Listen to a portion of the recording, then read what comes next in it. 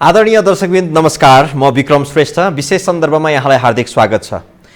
दर्शकबिन्द, सत्तारूढ दल Nepal communist party भित्रको यो अन्तर्कलह भनौँ या विवाद भनौँ या दलहरू बीचको पदीय जुङ्गे लडाई भनौँ, जे भने पनि अहिले नेकपा भित्रको अन्तर्कलह लामै समय भयो समाधान उन्मुख छैन र विवाद झन चिरिँदै गइराखेको छ र यसले सत्ता सञ्चालनमा पनि कठिनाइ भएको छ। अब वार्ताका लागि वार्ता मात्रै गर्ने र छलफलको लागि छलफल मात्रै गर्ने अथवा विवादको लागि विवाद मात्रै गर्ने यो परम्परा अथवा यो खालको प्रवृत्तिलाई नेकपाले त्याग्न जरुरी छ। तर यसतर्फ शीर्षस्थ नेताहरूको ध्यान पटक्कै गए झैँ देखिएको छैन र यही विषयसँग सम्बन्धित रहेर आज हामी कुराकानी गर्छौँ र विशेष गरी नेपाल भारत सम्बन्ध अथवा नेपालको अन्तर्राष्ट्रिय सम्बन्धहरूको बारेमा पनि कुरा गर्छौँ। आज नेकपाका एकजना शीर्षस्थ नेता हुनुहुन्छ र नेकपाभित्रको प्रबुद्ध व्यक्तिको रूपमा पनि हामी बुझ्दछौँ, डाक्टर दीपक प्रकाश भट्ट, र उहाँलाई स्वागत गरौँ। डाक्टर साहब, यहाँलाई स्वागत छ। धन्यवाद। मैले सुरुमा कार्यक्रमको उठानमा भने कि नेकपाभित्र जसरी विवादहरू चाहिँ झन उत्कर्षमा पुगिराखेको छ, वार्ता छलफल सहमति र त्यो अलिकति शान्त हुने अवस्था छैन, झन चर्किँदै तात्तिँदै गइराखेको अवस्था छ। हिजो मात्रै प्रधानमन्त्री तथा पार्टी अध्यक्ष केपी शर्मा ओलीज्यूले भन्नुभयो कि मलाई पार्टीभित्रैबाट सिद्ध्याउनका लागि, खुइल्याउनका लागि, असफलतातर्फ धकेल्नका लागि ठुलै प्रयत्न भइरहेको छ भनेर उहाँले बोली फोरेर भन्नुभयो। र यो अब नेकपामा उहाँको यो बोलीले अर्को एउटा केही तरङ्ग ल्याउँदैछ? अब दुईटा पक्ष छ जस्तो लाग्छ मलाई। पहिलो कुरा शीर्षस्थ तहको राजनीतिक नेतृत्व र उहाँहरूको काम व्यवहार शैली र यसको थोरै ब्याकग्राउन्डमा गएर दोस्रो पक्ष हेर्ने हो भने पार्टी एकीकरणको लागि भएको प्रयास, त्यसको ब्याकग्राउन्डमा जहिले पनि कम्युनिस्ट पार्टी नीति प्रधान हो, नेता प्रधान होइन भनेर हामीले भन्यौँ। तर नेता प्रधान शैलीमा पार्टी एकीकरणको काम अगाडि बढाउनु भयो। दुईटै पार्टीले आफूले बोकिरहेका विचारहरूलाई स्थगन गर्नुभयो। नयाँ कुन विचारले वा कुन सिद्धान्त या कार्यक्रमले पार्टीलाई गाइड गर्छ भन्ने कुराको उहाँहरूले व्याख्या गर्नु भएन। त्यसो हुँदा उहाँहरूले त्यही दिन त्यहीँबाट पार्टीलाई सिद्धान्त, विचार र कार्यक्रमले अगाडि बढाउने भन्दा पनि आफूलाई केन्द्रमा राखेर, नेतृत्वलाई केन्द्रमा राखेर, जुन हामीले नेकपाको संस्थापक महासचिव पुष्पलाललाई हामीले रेफरेन्समा लिने गर्दछौँ। पछिल्लो समयमा नेकपा एमालेको धारामा जनताको बहुदलीय जनवादको व्याख्याकार र त्यसलाई सिद्धान्तको रूपमा विकसित गर्ने नेताको रूपमा हामीले जननेता मदन भण्डारीलाई लिन्छौँ। त्यो विरासतलाई बोकेर अगाडि बढेको र यतापट्टि प्रचण्ड पथ हुँदै 21औं शताब्दीको जनवादको विचारलाई विकास गरेको प्रचण्ड र नेकपा एमालेको नेताको अध्यक्षको हैसियतले कमरेड केपी ओलीले उहाँहरूले जहाँनिर पार्टी एकता गरेर अगाडि बढ्छौँ भनेर भन्नुभयो, त्यहाँनिर विचार र सिद्धान्तको आधारमा कम्युनिस्ट पार्टी बहुसङ्ख्यक जनताका पक्षमा, मजदुर किसानका, श्रम गर्नेहरूका पक्षमा एउटा नयाँ समाजवादी दिशामा कार्यक्रम लिएर जान्छन् र नेपाललाई विकास र समृद्धिको दिशामा र संविधानमा लेखिएको जुन हामीले समाजवाद भन्यौँ र त्रिखम्बे अर्थनीति भन्यौँ, यो सबैलाई कार्यक्रमले एड्रेस गर्नुपर्थ्यो। सिद्धान्त र विचारले यसलाई माझिएर छलफल गरेर गर्नुपर्थ्यो।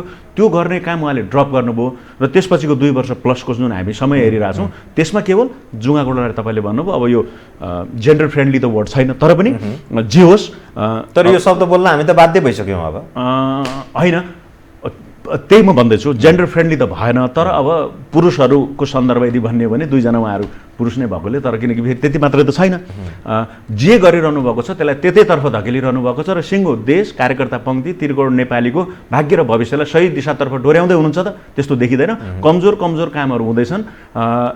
एकदमै विचार सिद्धान्त र उद्देश्यहरू त धेरै पर छोडेर यति बेला शीर्षस्थ नेताहरू अर्कै बाटोमा हिँडिसके, धेरै पर पुगिसक्यो नि अब त, किनभने पदीय लडाइँ बाहेक अरू केही पनि देखिया छैन परिदृश्यमा।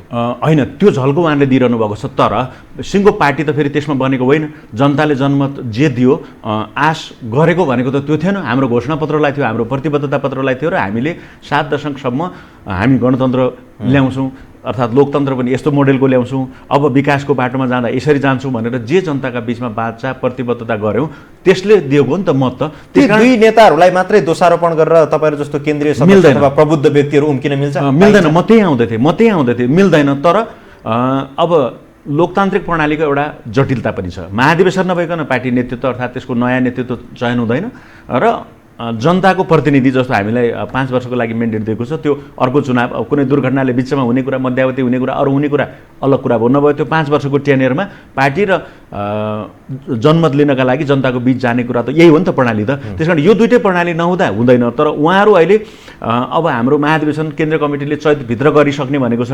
कहिलेकाहीँ अर्ली महाधिवेशनको कुरा पनि आयो, विचारको कुरा थाँती राखेकोले हामी त्यहाँ छलफल गर्छौँ र टुङ्ग्याउँछौँ भनिरहेका छौँ र त्यो पछाडिको पुस्ताले अब गम्भीर ढङ्गले सोच्नुपर्ने बेला आएको छ भन्ने चाहिँ तपाईँको कुरासित म सहमत छु। र तपाईँहरू जस्तो प्रबुद्ध व्यक्ति जो अलिकति बौद्धिक तर्कहरू राख्नुहुन्छ, पार्टीको शीर्षस्थ नेताहरूलाई सुझाव दिनुपर्ने, तपाईँहरूको भूमिका पनि शून्य देखियो कि? तपाईँहरू नतातिनु भएको कि तपाईँहरू तातिँदाखेरि पनि शीर्ष नेताहरूले कान ठाडो नलाग्यो? होइन, त्यो नसुन्ने अवस्था बढी भएको देखिन्छ एउटा।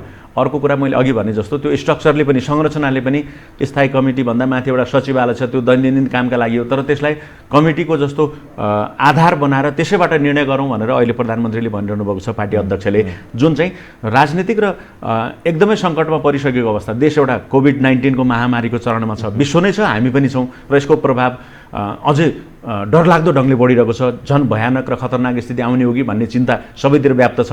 यसको प्रभावहरू आर्थिक गतिविधिमा परेको छ, दैनिक स्वास्थ्यमा, जनस्वास्थ्यमा सबैतिर परिसक्यो होइन, हाम्रो व्यापारमा परिरहेछ।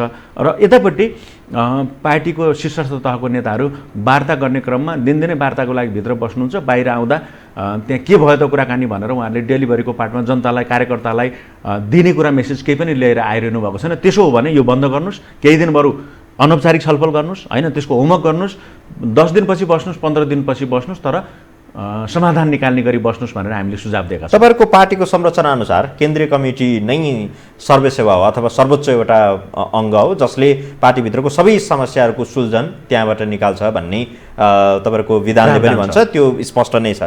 तर केन्द्रीय कमिटीको बैठक तपाईँहरूले माग पनि गर्नुभयो अथवा धेरै केन्द्रीय कमिटीका सदस्यहरूले केन्द्रीय कमिटीमा ल्याऊ यो विषय, हामी छलफल गर्छौँ, हामी टुङ्ग्याउँछौँ भनेर पनि भन्नुभयो। तर केन्द्रीय कमिटीमा आउला जस्तो छैन प्रधानमन्त्रीको हिजोको भनाइअनुसार त। यसो भयो, त्यो त उहाँले त थाई कमिटी बैठक पनि बसाल्ने कुरा गर्नुभएको थिएन। अध्यक्षको हैसियतले जब 1/4 होइन, त्यो विधानले भनेको कुरा हो, किनकि दुईवटा महाधिवेशनको बिचमा केन्द्रीय कमिटी नै सर्वोच्च संस्था हुन्छ। अब अहिले महाधिवेशन कन्डक्ट गर्ने त हामी तयारीमा छौँ भन्ने एउटा भयो। र थाई कमिटीको 20 जना सदस्यहरूले माग गरेको पनि त 2 महिनाभन्दा बढी समय लाग्यो नि त थाई कमिटीको बैठक बस्नका लागि। त्यस्तै केन्द्र कमिटीको पनि हाम्रो अन्तरिम विधानले दिएको म्यान्डेट नै के हो कि माग गरेको 1/4 सदस्यले माग गरेको भनेको छ, तर 1/3 भएको छ यहाँ होइन, 33% ले गरिसक्यो, 152 जनाले। त्यसो हुँदा 1 महिनाभित्रमा केन्द्रीय कमिटीको बैठक बस्नुपर्छ। त्यो 29औं दिनसम्म, 30औं दिनको बिहानसम्म पनि उहाँले त्यो भन्न पाउनुभयो, तर विधानले त्यो 30 दिन कट्ने गरी चाहिँ त्यो भन्न पाइँदैन। तर प्रधानमन्त्रीले त केन्द्रीय कमिटीको बैठक त के थाई कमिटीको बैठक पनि नगरौँ, यो कोरोना संक्रमण छ, गर्नु हुँदैन, सचिवालयबाटै टुङ्ग्याउँ भनेर उहाँले प्रस्ताव गर्नुभएको छ। यस्तो छ, कोरोना संक्रमणको यो समस्यालाई देखेर त त्यो त उहाँ मात्रै होइन, जो सुकैले पनि हामी त्यहाँ पुग्न सक्छौँ होइन। बैठक बस्न सक्ने स्थिति भएन, कोभिडको कारणले हामीले लकडाउनमा वा त्योभन्दा पनि अझै टफ कन्डिसनमा मेजर्सहरू अगाडि बढेर जानुपर्ने आयो। सिङ्गो 3 करोड नेपालीको भनौँ न जीवधनको स्वास्थ्यसितको खेलबाड त गर्न सकिँदैन। तर त्यही क्याबिनेटले डिसिजन गरेको हाम्रो परराष्ट्र मन्त्रीज्यूले गएर 450 भन्दा बढी मिडियाले गरेको रिपोर्टको कुरा गर्दैछु म, काभ्रेमा उहाँले भेला सम्बोधन गरेर आउनुभयो अस्ति। मोरल ग्राउन्डमा उहाँले त्यहाँ बसिरहनु मिल्यो त, उदाहरणको लागि भने मैले यस्ता कामहरू उहाँहरू त्यो टिमबद्धतामा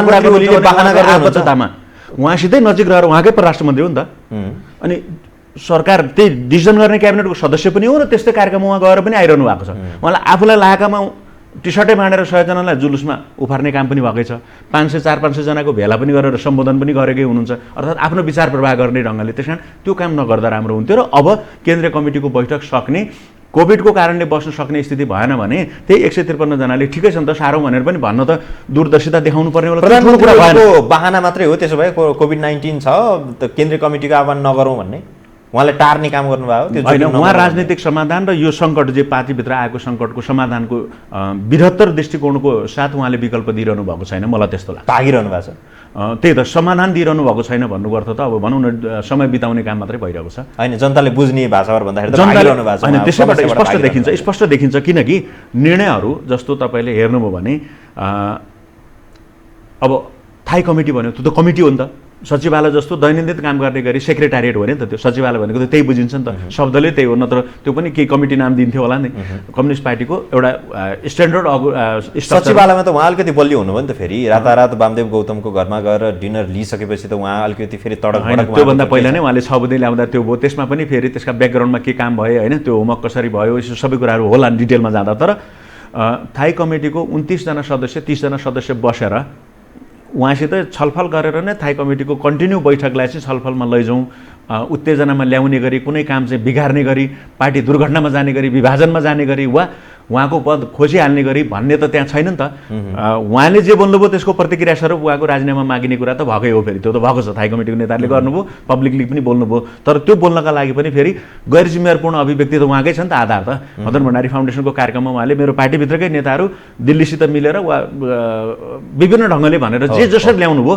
त्यो उत्तेजनामा पुर्याउने काम उहाँले नै गर्नुभयो तर त्यो पनि समय बितिसक्यो तपाईको राजीनामा नै माग्ने उद्देश्यले हामी बैठकमा गएका विशुद्ध होइनौँ तर समीक्षा त गर्नु पर्यो नि पार्टी सञ्चालनको पनि गर्नु पर्यो एकीकरणका काम बाँकी छन् त्यसको पनि समीक्षा गर्नु पर्यो र सरकार सञ्चालनको काम जे अघि मैले भने नि कम्युनिस्ट पार्टीले लिनुपर्ने कार्यक्रम कता हो त 3वटा बजेटहरू आए त्यो 3वटा बजेटमा कम्युनिस्ट पार्टीले ल्याउन खोजेको समाजवादतर्फ जान खोजेको समृद्धिको बजेट चाहिँ आयो कि आएन त्यो नव उदारवादी हिजो काङ्ग्रेसले नेतृत्व गरेको वा संयुक्त सरकारहरू सञ्चालन गर्दा ल्याएको आर्थिक नीतिलाई कन्टिन्यू गर्ने गरी बजेट आयो कि भनेर त हामीले स्पष्ट हेर्नुपर्ने होला नि त मलाई लाग्छ म एकजना जनप्रतिनिधिको हैसियतले कञ्चनपुरको बाट निर्वाचित सांसदको हैसियतले मैले देखिरहेको छु पार्टीमा मेरो पनि लगानी छ र मैले के प्रश्न गरिरहेको छु भने हामीले ल्याएको बजेटले हामीले कम्युनिस्ट पार्टीले ल्याउनु पर्ने बजेट जता जुन दिशातर्फ जानु पर्थ्यो त्योतिर गएन नव उदारवादी एजेन्डामा काङ्ग्रेस हिजो हिँडिरहेको थियो त्यही छाया बनेर हामी पनि बजेट ल्याइरहेका छौँ हो छलफल गर्नु पर्यो पार्टीको शीर्षस्थ तहमा भएको नेताहरू या विभिन्न तहमा भएको नेताहरू वा सम्बन्धित विभागहरूले छलफल गरेर बजेट ल्याउनु पर्यो भन्दा छैन त्यसमा फुर्सद छैन त्यसमा समय छैन आलटालको कुरा भइरहेको छ हो त्यसो भएकोले हामी जुन दिशामा सरकार सञ्चालन गर्नु पर्थ्यो त्यो नगएको कमी कमजोरीहरू तह तहमा उठाइरहेका छौँ दबाब दिइरहेका छौँ र अहिले त कित्ता काट त तल्लो तहमा भइसक्यो अब केन्द्रीय कमिटीमा छलफल हुने भयो भने अब कसरी प्रस्तुत हुने भन्ने कुरामा केन्द्रीय सदस्यहरू लगभग तयार अवस्थामा देखिएको छ भनेको त्यो भनेको कित्ता काट माथिदेखि तलसम्म सिराबद्ध रूपमा कित्ता काट सुरु भइसकेको छ अथवा त्यो सम्पूर्ण रूपमा तयारी अपनाइसकेपछि केपी शर्मा ओलीले अलिकति हच्किनु भयो डराउनु भयो अब सचिवालयबाटै समस्याको समाधान गरौँ भन्ने लाइनमा उहाँ पुग्नु भयो भनेपछि सचिवालयबाटै यो कुराहरू टुङ्गिने सम्भावना कति देख्नुहुन्छ तपाईँ होइन स्थायी कमिटी बैठक चलिरहेको छ एजेन्डाहरू तय छन् ती एजेन्डामा छलफल नगरिकन त्यो त कमिटी हो त्यो कमिटीको बैठकलाई आखिर यही कोभिडको बिचमै हामीले त्यो बैठक कन्डक्ट गरिरहेको थियौँ नि त चलिरहेको छ नि त त्यो बैठक त स्थगित भएको मात्रै त हो नि उहाँले नै स्थगित भन्नुभयो तर प्रधानमन्त्री ओलीले त स्थगित गरेर सधैँ स्थगित गरेर अब सचिवालयबाटै टुङ्ग्यौँ भन्ने लाइनमा उहाँ लागिसक्नुभयो होइन त्यो गलत दृष्टिकोण हो त्यसमा दृष्टिदोष छ सोचमा र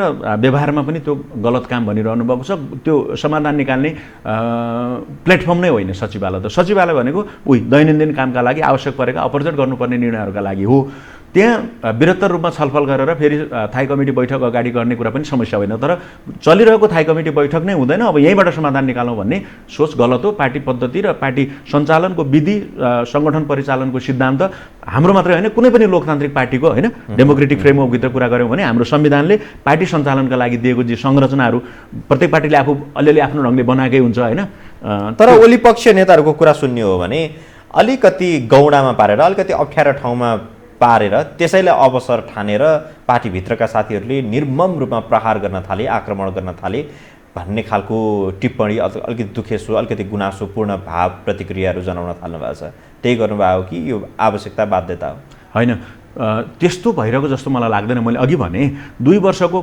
प्लसको सरकारको कामकाज हेऱ्यौँ भने पार्टी सञ्चालनको कामकाज हेऱ्यौँ भने सबै एकजनालाई दोष दिएर हाम्रो सामान्य प्रधानमन्त्री केपी ओलीलाई दोष दिने कुरा होइन पार्टीको समग्र कामको समीक्षा गर्दा त जो जुन तहमा छन् त्यसले लिनुपर्ने होला नि त एक तहमा म छु मेरो पनि त आफ्नो तहको कमी कमजोरी होला जुन कमिटीमा म छु त्यहाँ समीक्षा गरेर त्यो कमिटीले हामीले यो गल्ती गर्यौँ यो राम्रो सबल पक्ष हो भनेर भन्यो भने त त्यसको त दोष होइन गुण दोष छुट्टियो नि त मैले पनि जिम्मेवारी लिएँ त्यसकारण उहाँहरू रहेको कमिटीमा त्यो थाई कमिटीको गुण दोष पार्टीले ठिक दिशामा गइरहेको छ भन्ने भयो भने उहाँको राम्रो पक्ष भयो होइन गल्ती कमजोरीहरू खुट्ट्याएर भनिसकेपछि त्यो चाहिँ स्पष्ट रूपमा रियलाइज गर्नु पर्यो मान्य सदस्य एउटा यो दृष्टिकोणबाट पनि हेरौँ कि लडाइँको एउटा मैदानमा लडाकुहरूको सहितको एउटा कमान्डर होमिएको छ र त्यतिखेर लडाकुहरूले कमान्डरलाई साथ दिने हो कि उल्टो कमान्डरको चाहिँ खुट्टा तान्नका लागि प्रयत्न गर्ने?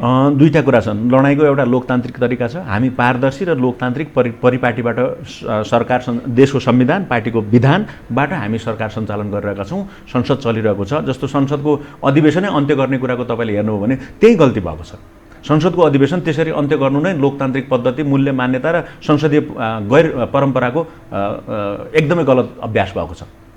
त्यो त्यो त्यो आफैमा क्वेसनेबल छ हैन। एउटा उदाहरण, कमान्डरले मोर्चा सम्हाल्न सक्नु भने यस कारणले गर्दाखेरि लडाकुहरूले पनि अलिकति सल्लाह सुझाव चाहिँ दिनुपर्यो, सतर्क गराउनु पर्यो। जेनरल भाषामा त हामी कमान्डर र लडाकु वा कमान्ड भनौँला हैन, त्यो जेनरल भाषा भयो। तर लोकतान्त्रिक पद्धतिमा हामीले कमान्ड पनि भनेका छैनौँ। त्यसलाई पार्टी अध्यक्ष हो, अध्यक्ष पनि उहाँहरू दुवैजना अध्यक्ष अहिले प्रोभिजनल हो, किनकि पार्टी एकीकरण बनेको विधानले, र उहाँहरूले मात्रै छलफल गरेर टुङ्ग्याउने भनेर जे व्याख्याहरू आइरहेको छ त्यो गलत छ। किनकि विधानमा स्पष्ट रूपमा लेखिएको छ कि पार्टी निर्णय, बहुमतको निर्णय मानिनेछ। यो लोकतान्त्रिक पद्धतिमा त्यही हो। हाम्रो नेकपा मात्रै होइन, अरू नेपाली कङ्ग्रेसदेखि लिएर अरू जे पार्टीहरू छन् तिनीहरूले तपाईँहरूको यो लडाइँ नै धेरै लामो समय बितिसक्यो। अब त जनता पनि यो लडाइँहरू हेर्दा अथवा यो जुन पार्टीभित्रको जुन रसाकसी छ हेर्दा हेर्दा दिक्क आजित भइसकेको जस्तो प्रतिक्रियाहरूबाट हामीले बुझ्दछौँ कि त्यो हिसाबले अब कति चाहिँ लडेर बस्ने त? सधैँ गोरुको जुदाई बाछाको मिचाइमा जनताहरू सधैँ पिल्चिरहने हो भन्ने अब एउटा अन्तिम फेरि एउटा केही परिवर्तनको लागि लड्नुपर्ने हो भन्ने सोचमा जनताहरू लगभग पुगेको जस्तो देखिन्छ। तपाईँहरूले माथिबाट जनतालाई हेर्दाखेरि जनता पिल्सिए, जनता मिचाइमा परे, हाम्रो गोरुहरूको बढी जुदाई भयो भन्ने अनुभूति हुन्छ कि हुँदैन कहिले? तपाईँ त निर्वाचित जनप्रतिनिधि होइन। जनताको बिचबाट र आम नागरिकले यो लोकतन्त्र आएपछि, राजनीतिक स्थिरता आएपछि देश एउटा विकासको बाटोमा, रोजगारी सिर्जना गर्ने बाटोमा, आर्थिक गतिविधिहरू तलसम्म बढेर जालान् भन्ने जे अपेक्षा गरेको थियो त्यसका लागि मैले अघि पनि भने नि त्यो दिशा लिनु पर्यो नि त पार्टीले। त्यो लिएको छैन भने कमी कमजोरीहरूलाई सच्याउने छलफल गर्ने, पार्टीभित्रै कमी कमजोरी हुँदो रहेछन्, कमी कमजोरी तपाईँ हामीले देखिरहेका छौँ। त्यो सच्याउने थलो के हो त पार्टीको भनेको? कमिटी हिसाबले थाई कमिटी, केन्द्रीय कमिटी, अझै त्योभन्दा पनि ठुलो थलो भनेको महाधिवेशनमा जो उम्मेदवार हुन्छन् आएका प्रतिनिधिहरूले मेन्डेट दिने त यही हो नि त प्रणाली त हामीले। अनि त्यो प्रणाली नमान्ने, त्यसैको लागि थाई कमिटी बैठक बोलाइएको थियो त। तपाईँहरूले इस्यु मोड दिनुभयो, प्रधानमन्त्रीले राजीनामा दिनुहोस् गर्नुहोस् भनेर अर्का अध्यक्षले त्यसरी चाहिँ तार लगाएपछि त उहाँले पनि त आफ्नो विषयहरू बदल्नुभयो होला अथवा आफ्नो मार्ग बदल्नुभयो होला। होइन, त्यो त यस्तो छ, त्यो त सिङ्गो कमिटी बसिरहेको छ नि त। एउटा अध्यक्ष र दुईटा अध्यक्षको मात्रै कुरा भएन। थाई कमिटी बैठकमा उहाँ उपस्थित नहुने, किनकि उहाँले त बैठक उद्घाटन गरेपछि उहाँले त बैठक आउनै छोड्नु भयो नि त। अरूका कुरा सुनि नै रहनु भएको छैन। यदि रिपोर्टिङमा उहाँले सुनि पनि रहनु भएको छ भने नेपथ्यमा बसेर त्यो अलग कुरा भयो, तर बैठकमा उपस्थिति छैन उहाँको। अर्को कुरा, बैठक चलिरहेकै बेला उहाँकै फर्मल रेजिडेन्समा, प्राइम मिनिस्टरको फर्मल रेजिडेन्समा थाई कमिटीको बैठक बसिरहेको छ। उहाँ एउटा कार्यक्रममा आएर पार्टीका नेताहरूलाई भारत हाम्रो छिमेकी देशको भनौँ न दिल्लीसित मिलेर सरकार ढाल्ने कुराको आरोप लगाउनुहुन्छ र यहाँको होटलहरूमा विभिन्न खुफिया एजेन्सीका प्रमुख वा आदि इत्यादिहरू आएको कुराहरू न्युजमा आउँछन् र त्यो सबैलाई जोडेर अनि एउटा डिजाइन अन्तर्गत चाहिँ सरकार हटाउने खेलमा लाग्यो भन्नुहुन्छ। र उहाँसित आएका इन्फर्मेसन, प्राइम मिनिस्टरसित इन्फर्मेसन नआउने त कुनै पनि सिस्टम छैन नि, सबै इन्फर्मेसन उहाँलाई आइरहेको छन्। हो त्यसो हो भने यो कुरा त पार्टीमा छलफल गर्नु पर्यो र त्यो इन्भल्भ हुने मान्छेलाई कारवाही गर्नु परेन। उहाँका विरुद्ध षड्यन्त्रपूर्वक ढङ्गले सरकार हटाउने हो। तपाईँ नेपालको परराष्ट्र मामिलासँग सम्बन्धित जानकार पनि हुनुहुन्छ। तपाईँले यही विषयमा विद्यावारिधि पनि गर्नुभयो, यस कारणले तपाईँलाई सोध्न खोजेको। भर्खरै भारतसँगको सम्बन्ध पनि यहाँले जोड्नुभयो। अहिले ठ्याक्कै प्रधानमन्त्री केपी शर्मा ओलीलाई परिचालन गर्ने अथवा उहाँलाई गाइडेड गर्ने विदेशी त्यस्तो कुनै पक्षहरू स्पष्ट रूपमा देख्नुहुन्छ? होइन, त्यस्तो छैन। हाम्रो नेपालको सन्दर्भमा हाम्रो दुईटा छिमेकी इमिडिएट भए, होइन, नजिकका छिमेकी भए, भूगोलले जोडिएका। त्योभन्दा बाहिर अरू थुप्रै राष्ट्रहरूसित हाम्रो एकदमै मित्रवत सम्बन्ध, गहिरा सम्बन्धहरू छन्। त्यो एउटा भयो। अर्को, विश्व परिवेशमा, वर्ल्ड पोलिटिक्समा पावरफुल कन्ट्रीहरूले झन् त्यो छिमेकी हुनु पर्दैन, उनीहरूले आफ्नो इन्फ्लुएन्स छोडेकै हुन्छन्, प्रभाव राखेकै हुन्छन्। तर यो नेकपा नेतृत्वको सरकारको यदि हामीले अहिलेसम्मको कामको समीक्षा गऱ्यौँ भने परराष्ट्र नीतिमा निकै कमी कमजोरीहरू देख्न सकिन्छ। त्यो हामीले बारम्बार भनिरहेका छौँ। म आफू अन्तर्राष्ट्रिय सम्बन्ध समितिमा छौँ, त्यहाँ हामीले बारम्बार छलफल गर्दा यस्ता कमी कमजोरी देख्यौँ। अब त्यहाँ त हामीले छलफल गर्ने भनेको त नेकपाको विदेश नीति वा परराष्ट्र नीतिको त कुरा थिएन, त्यो त पार्टीमा छलफल होला। तर नेपाल अहिलेको सरकारको, नेपाल राष्ट्रको परराष्ट्र नीतिको रिभ्यू गरौँ त भनेर हामीले छलफलका लागि परराष्ट्र मन्त्रीज्यू र सरकार र अर्थात् संसदको बिचमा हेल्दी डिस्कसनका लागि हामीले कुरा गऱ्यौँ। त्यसको तयारी भएन। एकपछि अर्को कामहरू गर्दै जाँदा तपाईँले हेर्नुभयो भने बिमस्टेकको सैन्य अभ्यासमा जानका लागि नेपाली सेनालाई पठाउने निर्णयमा उहाँहरूले निर्णयमा पुग्नु भएको रहेछ। त्यसलाई गर्नु हुँदैन भनेर समितिले निर्देशन दिएपछि त्यो रोकियो। ब्याक गर्ने काम भयो त्यसलाई। हजुर, बलिउडको आफ्नो खालको इतिहास छ, उसले आफ्नो इकोनोमी छ होइन। अनि त्यसको एउटा ठुलो आइफा अवार्ड गर्ने भनेको कुरा निकै चर्चामा आयो। त्यो सरकारले निर्णय गरेको देखियो। अनि यो समितिमा छलफल गरेर यो नगर्नुहोस्, यो हाम्रो राष्ट्रको बेइज्जती हो। कुनै देशका कलाकारलाई ल्याएर यहाँ सरकारले राष्ट्रिय ढुकुटीबाट अरबौँ खर्च गरेर राष्ट्रिय ढुकुटीबाट ल्याइरहनुको कुनै अर्थ छैन। किनकि बलिउड त अलरेडी हामीलाई डोमिनेट गरिरहेको छ। हिन्दी फिल्म त नहेर्ने त कोही छैन नि हामी एक हिसाबले हेर्दा। कमन छ, चलिरहेकै छ।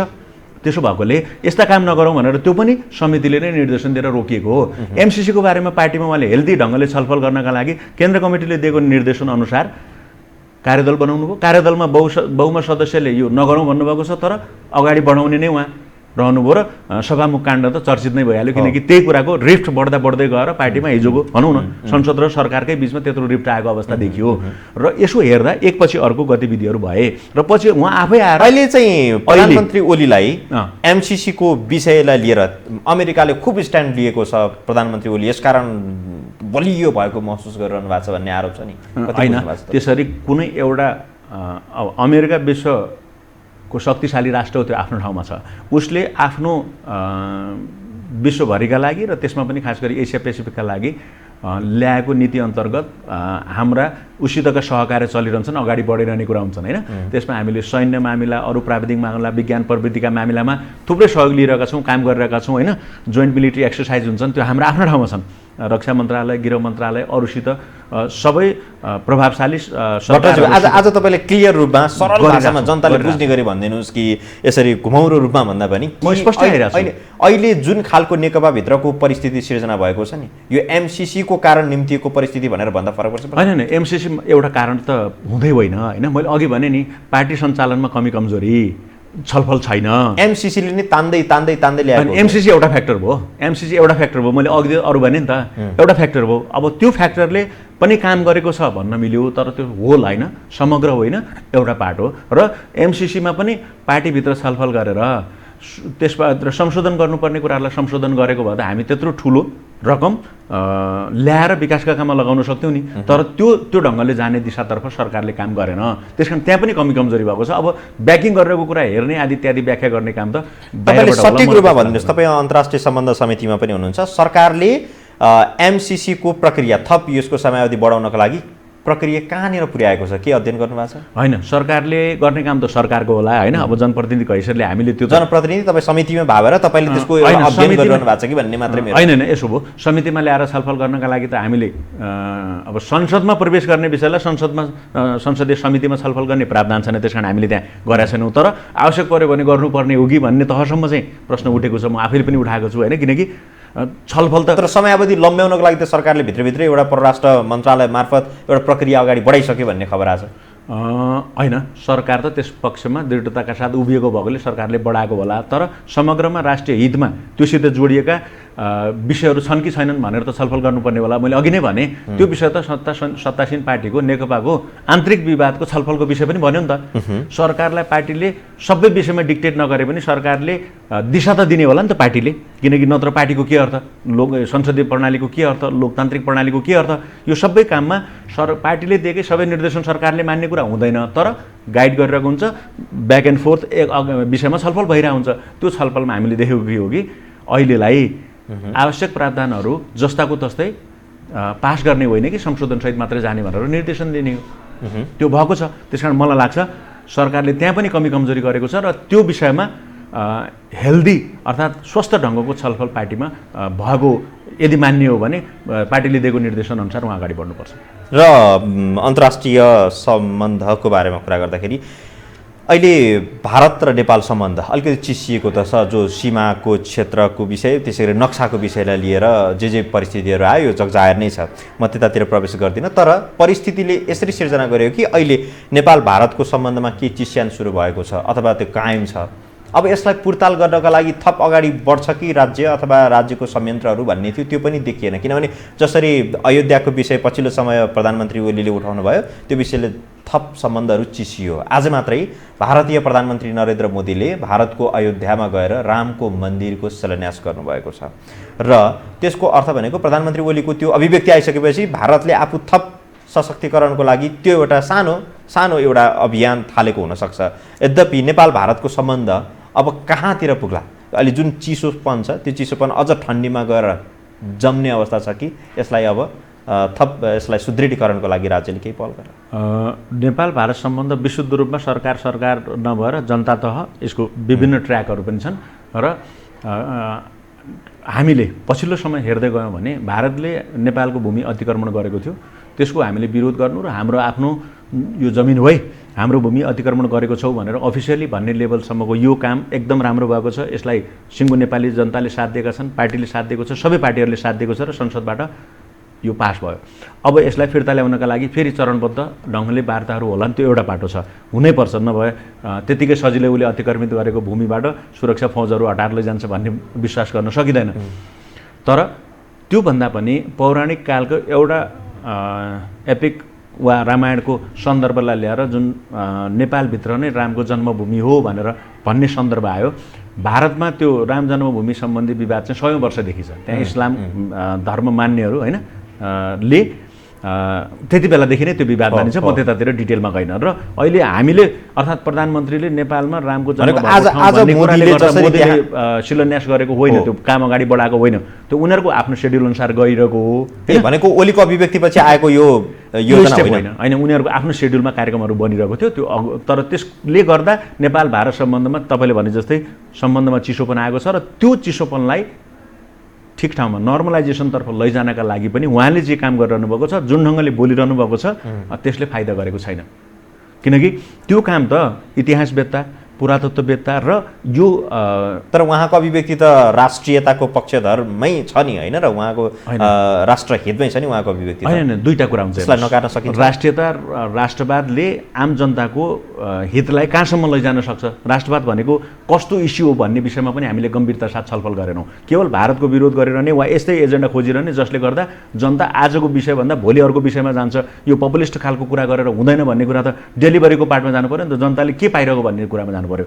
कालापानी र सुस्तामा नेपाली भूमि मिचिएको छ, अतिक्रमित भएको छ, त्यो भूमि फिर्ता लिन्छौँ, हाम्रो भूमि हो भनेर उभिनु ठिक छ, राष्ट्रवाद हो, राष्ट्रियताको पक्षमा उभिनु हो।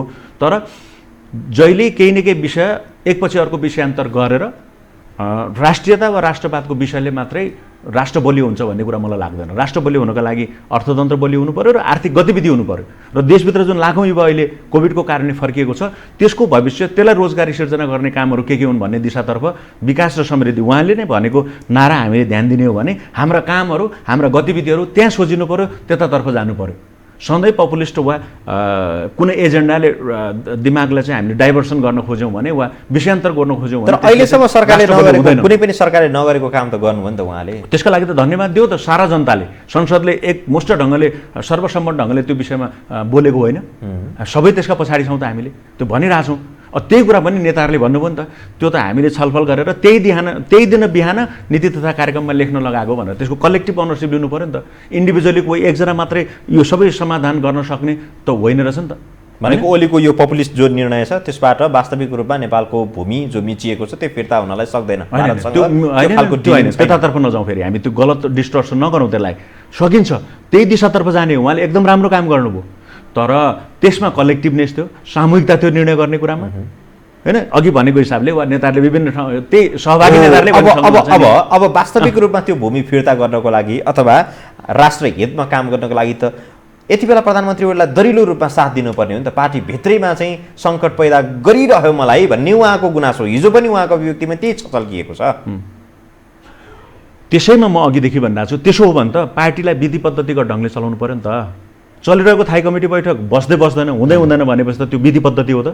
त्यो कमिटीमा छलफल गरेर निकालेको निष्कर्ष सरकार र नेताहरूले पार्टी सञ्चालनमा गरेका कमजोरी, सरकार सञ्चालनमा गरेका कमजोरी, किनकि दुईटै एजेन्डा भनेको यो राष्ट्रियतासँग सम्बन्धित विषय छैन। उहाँको जुन व्यक्तिवादी चरित्र छ त्यसलाई सच्याउनका लागि अथवा पार्टीलाई विधिसम्मत रहनका लागि मात्रै नहोला, अर्को अध्यक्षको पनि त कमी कमजोरी हामीले औल्याउने होला नि त, अरू नेताहरूको पनि कमी कमजोरी औल्याउने होला नि त, सरकारमा गएका अरू मन्त्रीहरूको पनि त कामकाज हेर्ने होला नि। सरकारको कामको समीक्षा भनेपछि केवल प्रधानमन्त्रीको कामको समीक्षा बुझ्नु भएन।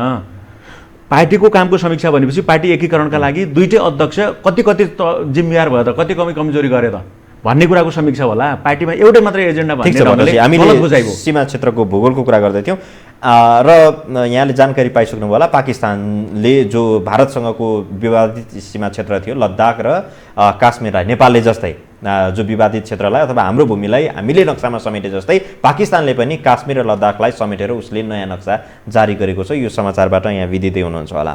अब भारत यसरी चौतर्फी रूपमा चाहिँ छिमेकी देशहरूबाट जसरी पिल्सिँदै गइराखेको छ अथवा चाहिँ धेरैले चाहिँ भारतभित्रै पनि अब छिमेकी देशहरूले अब भारतलाई नै अप्ठ्यारोमा पार्दैछ भने जस्तो अब हामीले हाम्रो भूमिको माग गरेको हो, त्यसमा त कुनै दुई मत छैन। त्यस हिसाबले भारत अब अलिकति कमजोर हुन थाल्यो, छिमेकी राष्ट्रहरूबाट अलिकति पिल्सिन थाल्यो। अब एक त विश्व परिवेश वर्ल्ड अर्डर अर्थात् विश्व परिस्थिति कता जाँदैछ भन्ने कुराको थोरै छोटकरी समीक्षा गर्ने हो भने हिजो एकल ढङ्गले जसरी अमेरिका महाशक्ति राष्ट्र भनिन्थ्यो अब त्यो दिशातर्फ ऊ रहेन।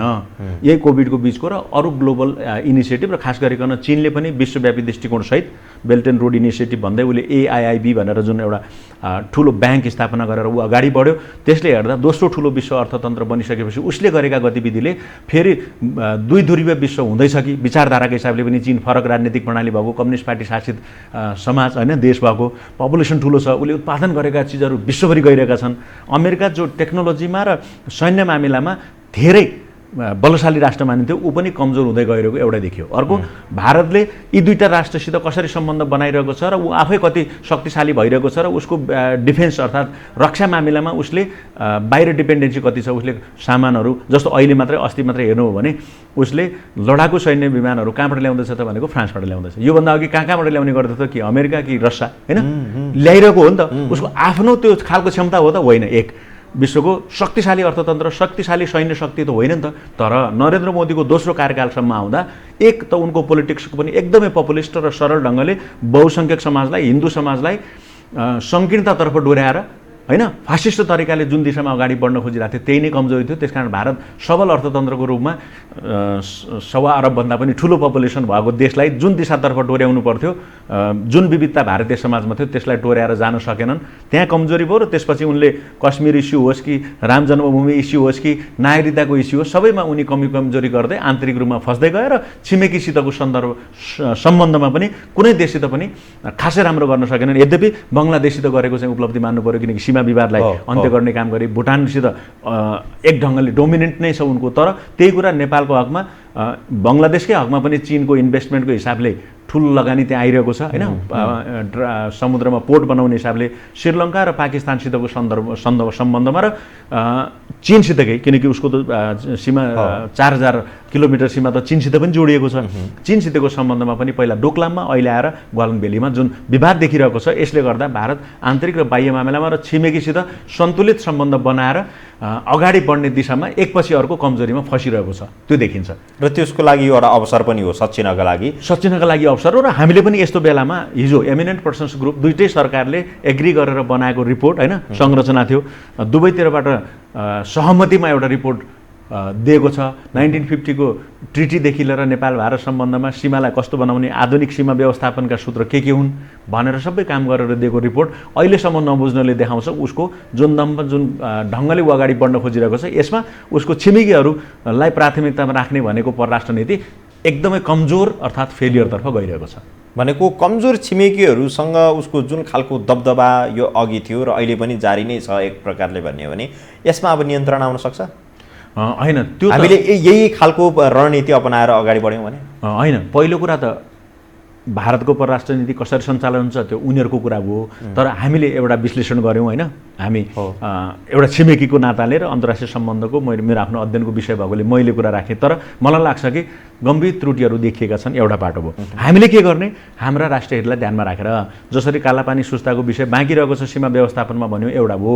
अहिले सीमामा ठुलो सङ्ख्यामा सशस्त्र परिचालन भएको छ बोर्डर आउटपोस्टहरू बढाइएका छन् र यो बढाउँदै लगेर सीमालाई व्यवस्थित गर्ने काम र पिलर र रिफरेन्स पिलरहरू र स्टिप नक्सा जुन पहिला सहमतिमा साइन भएको छ त्यसमा पनि केही ठाउँमा खास गरिकन जस्तो कञ्चनपुरकै पनि हामीले बेलोरी पुनर्वास क्षेत्र हेऱ्यौँ भने नेपालले उपभोग गरिरहेको जग्गा भारततिर जाने स्थिति आउँदा त स्वाभाविक रूपमा त्यहाँ जनता भड्किरहेको छ नागरिकहरूले विरोध गरिरहेका छन् होइन। यस्तो धेरै ठाउँमा होला त्यसलाई पनि रिभ्यू गरौँ र नेपाल भारत सम्बन्धलाई सबै सन्तुलित बनाउन सबै सम्बन्ध त एउटै कुराले त निर्धारण हुँदैन नि।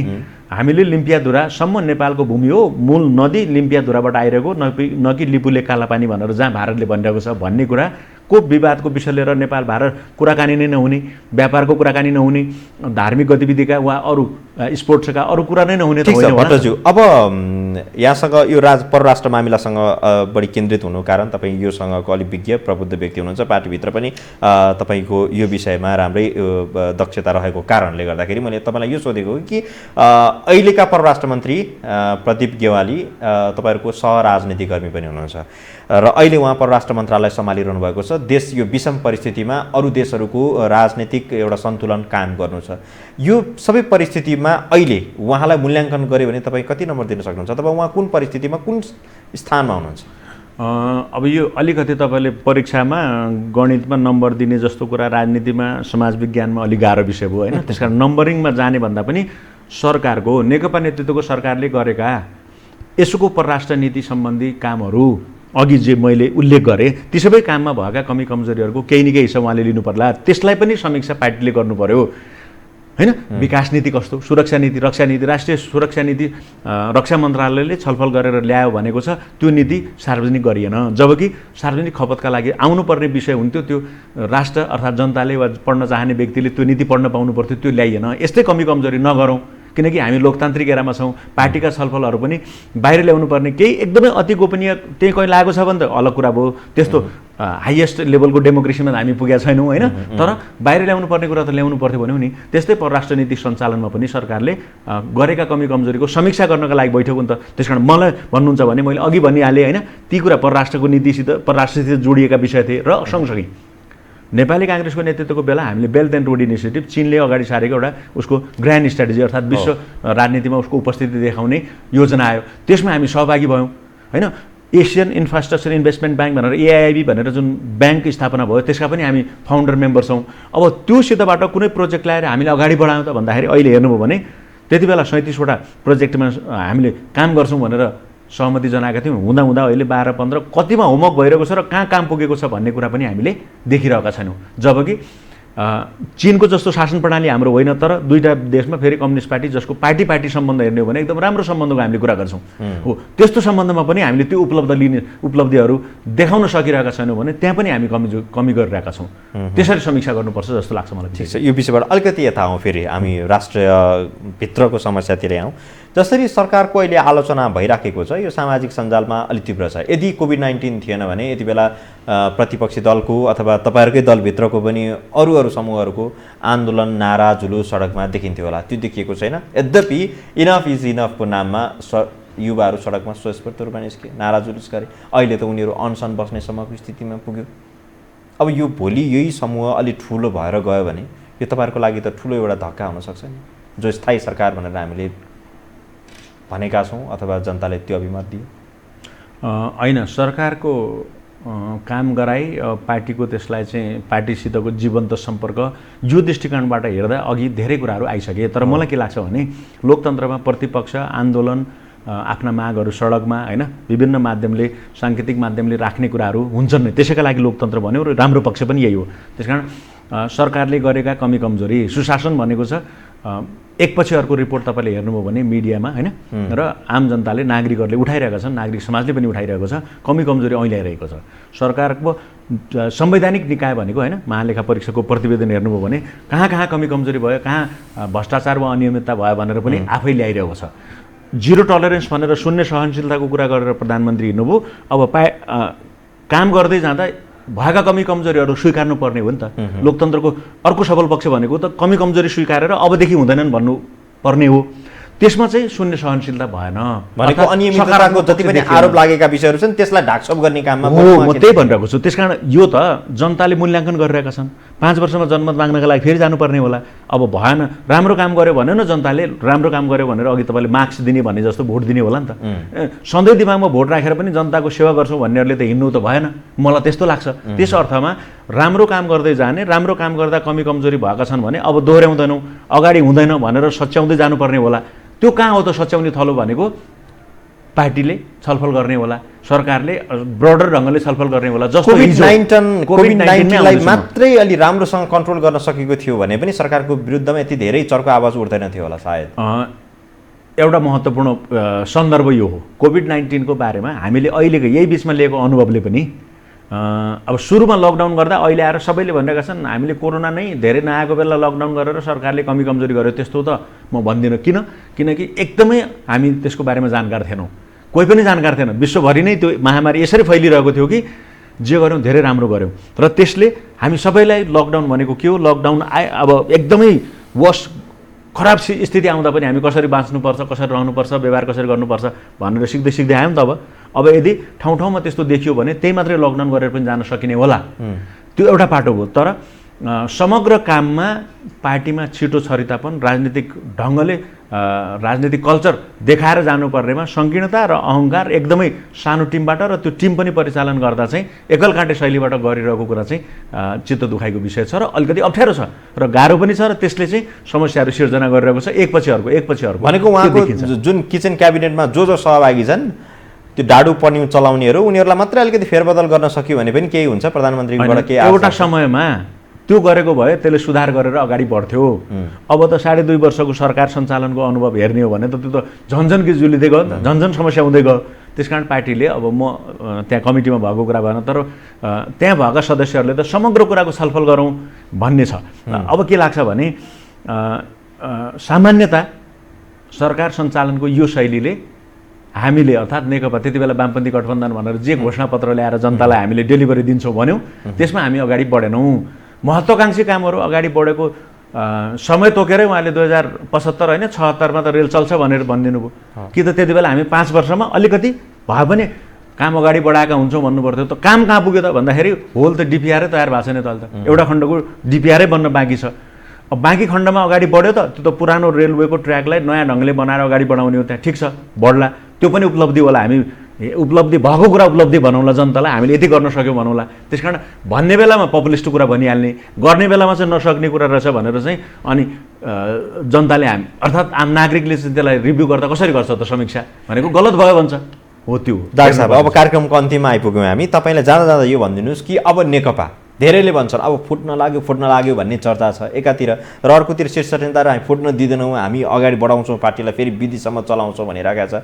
र पार्टीभित्रको अघि नै भन्यौँ पार्टीभित्रको लडाइँको कारणले सत्ता सञ्चालन अप्ठ्यारोमा परेको छ, जनताले सुविधा पाएका छैनन्, त्यो त छँदै नै छ। यद्यपि अब नेकपा कतातिर जान्छ, कुन दिशातिर उन्मुख हुन्छ, नेताहरूको तयारी के भइरहेको छ शीर्ष नेताहरूको, तपाईँहरू के बुझ्नुहुन्छ? विजयजी एउटा कुरा, एउटा त एक मागले जाडो जाँदैन भने जस्तै एउटा सरकारले केही फाउन्डेसन हालेर राम्रो दिशातर्फ सरकार सञ्चालन गर्नु पर्थ्यो, जनतालाई त्यो मेसेज र अनुभूति दिनु पर्थ्यो भन्ने कुरा हो।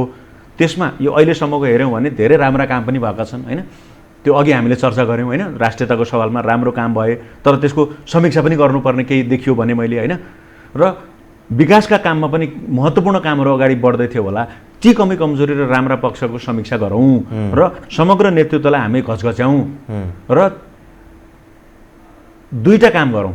एउटा कोभिडले हामीलाई एकदमै थला पारेको छ र अर्थतन्त्र हामीले कल्पना गरेको भन्दा विश्व अर्थतन्त्र र हाम्रो अर्थतन्त्र पनि नराम्रो ढङ्गले धक्का खाँदैछ। यसमा बहुसङ्ख्यक जनता श्रमजीवी हुन्छ, प्रत्येक हाम्रो समाजको त त्यही हो नि त, हाम्रो धनी देश होइनौँ हामी, एकदमै विकासशील र गरिब राष्ट्र हामी हौँ। त्यसो हो भने श्रम गर्ने मजदुरी गर्ने किसान तबका चाहिँ बढी चोट खाइरहेको छ, उसलाई बढी धक्का लागिरहेको छ। त्यो सोझिएको नीति ल्याउँ, आगामी बजेटको लागि अहिलेदेखि तयारी गरौँ, त्यतापट्टि कार्यक्रम ल्याउँ र रोजगारी युवा हाम्रो यङ राष्ट्र भनिरहेका छौँ, 40% भन्दा बढी युवा छ देशको नागरिक भनिरहेका छौँ, त्यो लक्षित र रोजगार लक्षित कार्यक्रम ल्याउँ भनेर अहिले छलफल गर्नुपर्ने दिशातर्फ पार्टीका नेताहरूले गल्ती कमजोरीलाई समीक्षा गरेर हटाउने वा हटाइहाल्ने भन्ने मात्रै एक सूत्र एजेन्डामा कोही पनि जानु हुँदैन। समीक्षा गरेर उहाँले नै काम राम्रो गर्दा त 6 महिनामा रिभ्यू गर्ने भनेर पनि त बस्न सकिने होला नि त। उदाहरणको लागि भने मैले होइन वर्ष दिन काम गर्न दिउँ, अर्को बजेटसम्म उहाँलाई ल्याउन दिउँ भन्ने पनि त छलफल हुन्छ होला नि त। सबैले आजको अहिले राजीनामा मागेको त म देख्दिनँ, यदि मागेको छ भने त्यो गलत प्रवृत्ति हो। त्यसमा त्यतातर्फ नजाउँ, समीक्षा लोकतन्त्रको सबभन्दा राम्रो पक्ष बारम्बार हामीले भन्ने गर्छौँ छलफल विमर्श र अब बहुमतले प्रणाली फेरि बहुमतले गरेको निर्णय नमान्ने कुरा वा पार्टी पद्धति सिद्धान्त सङ्गठन सञ्चालनको सिद्धान्तले डोर्याएको कुरा म मान्दिनँ भनेर फेरि हटी गरिरहनु पनि राम्रो होइन फेरि त्यसरी जाउँ भन्ने लाग्छ मलाई हस् समय दिनुभयो यहाँलाई धेरै धेरै धन्यवाद हस् धन्यवाद तपाईँलाई पनि र सम्पूर्ण श्रोताहरूलाई पनि आदरणीय दर्शकवृन्द उहाँ हुनुहुन्थ्यो नेपाल कम्युनिस्ट पार्टीका केन्द्रीय सदस्य एवं सांसद एवं नेकपाको युवा वर्गका नेता मध्येका एकजना नेता दीपक प्रकाश भट्ट उहाँसँग हामीले समसामयिक विषयमा कुराकानी गऱ्यौँ र नेकपा भित्र जुन विवाद देखिएको छ अन्तर्कलह यसले दिने निकास अब के हुन सक्छ यी लगायतको विषयमा हामीले चर्चा र बहस गऱ्यौँ। हेरिदिनु भयो यहाँप्रति आभारी छौँ। भोलि पुनः उपस्थित हुनेछौँ नयाँ विषय र व्यक्तिको साथमा। बिदा दिनुहोस्। नमस्कार।